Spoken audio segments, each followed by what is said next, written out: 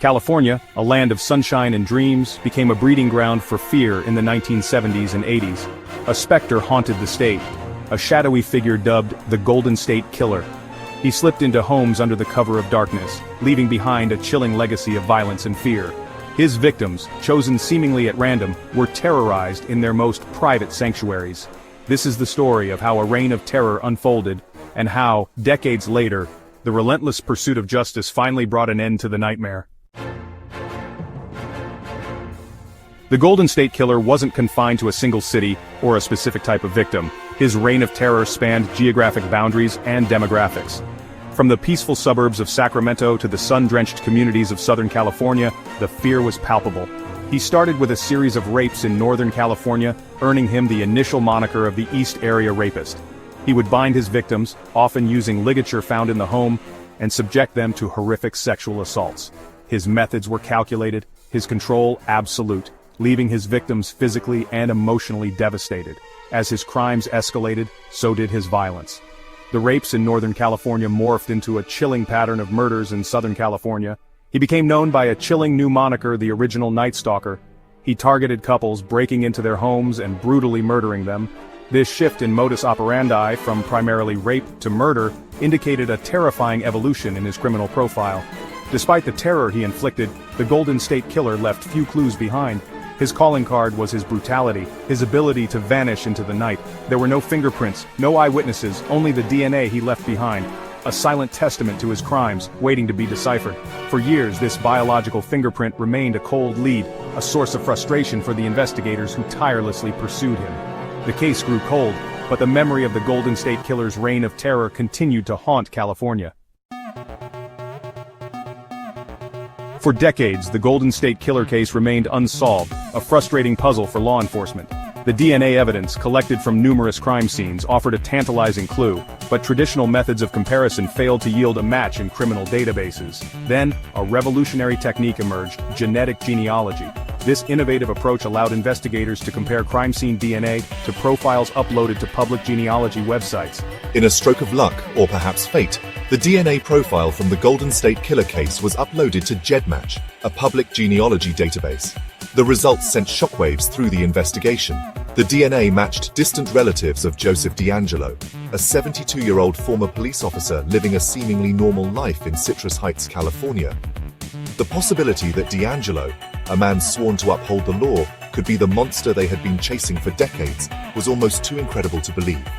Could this unassuming grandfather be the perpetrator of such horrific crimes? Investigators knew they needed irrefutable proof before moving forward with an arrest. They obtained a discarded DNA sample from DeAngelo's trash and compared it to the crime scene evidence. The results were conclusive. Joseph DeAngelo was the Golden State Killer. The arrest of Joseph DeAngelo in 2018 sent shockwaves across the nation. The news ricocheted through the quiet streets of Citrus Heights, leaving DeAngelo's neighbors reeling in disbelief. The man they knew, the friendly face at the grocery store, the doting grandfather, was unmasked as a monster.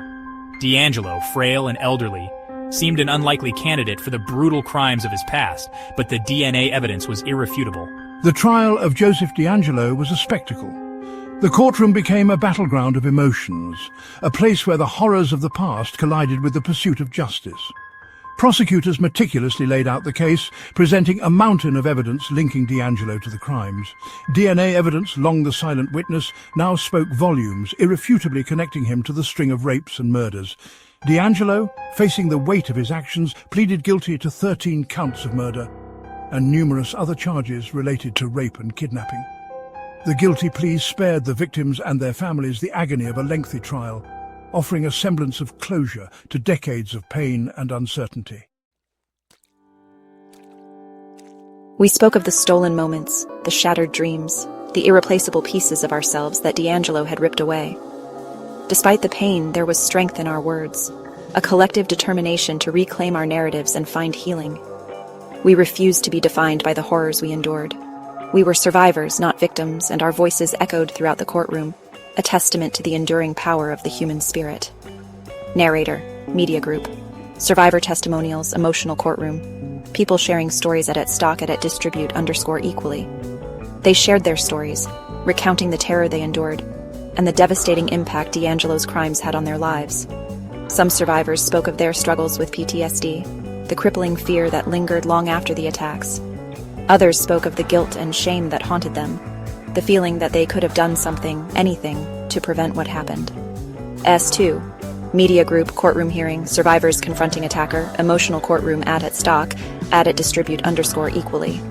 The sentencing hearing for Joseph DeAngelo provided a platform for the survivors and families of his victims to finally confront the man who had haunted their lives for so long.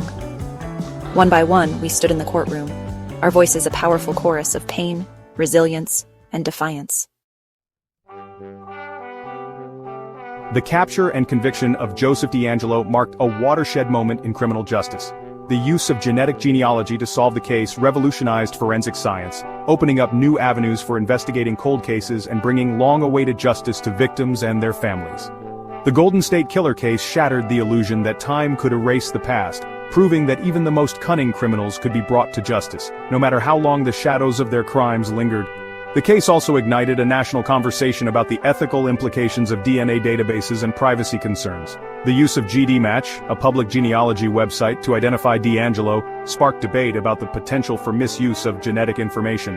While the capture of the Golden State Killer highlighted the power of this technology for good, it also raised important questions about the balance between privacy and security in the digital age. The legacy of the Golden State Killer case extends far beyond the courtroom. It serves as a reminder of the importance of perseverance, the unwavering dedication of law enforcement officials, and the transformative power of technology in the pursuit of justice. It also underscores the profound impact of crime on victims and their families, highlighting the need for continued support and advocacy for those whose lives have been forever altered by violence. The Golden State Killer case thrust the debate surrounding DNA databases and genetic privacy into the public spotlight.